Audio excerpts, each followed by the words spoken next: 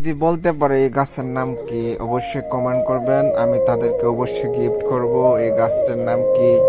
ছোট থেকে দেখতেছি গাছের নাম বলতে পারি না, কেউ যদি কমেন্টে বলতে পারে অবশ্যই আমি কমেন্টে তাদের সাথে যোগাযোগ করার চেষ্টা করব। কমেন্টে বলে ফেলেন যে গাছের নামটা কি, শিওর। আর অবশ্যই যারা যারা বলবেন আগে চ্যানেলটা সাবস্ক্রাইব করে অবশ্যই পাশে থাকবেন, লাইক করে দিবেন, তারপর অবশ্যই বুঝবো।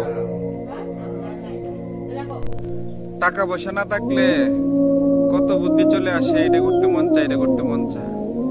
আর যার টাকা আছে হ্যাঁ কত কিছু করতে চায় কিন্তু মনে আসে না, দিলেও আসে না যে কি করব, কি প্ল্যানিং করব।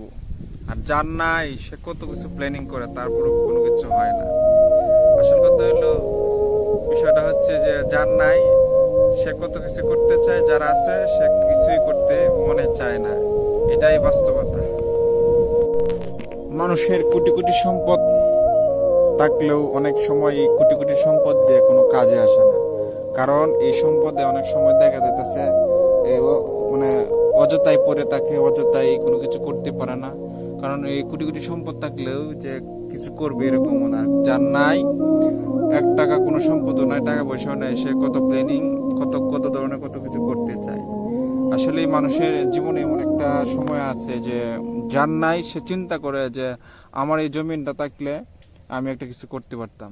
আর যারা আছে চেষ্টা করে যে দূর থাক, এগুলো দিয়ে কি করব, যেভাবে আছে সেভাবে পড়ে থাকে। আসলে মানুষের প্ল্যানিং জীবনে অনেক কিছু থাকে, অনেক সময় চলে যায়, সময় থাকতে করে নাই।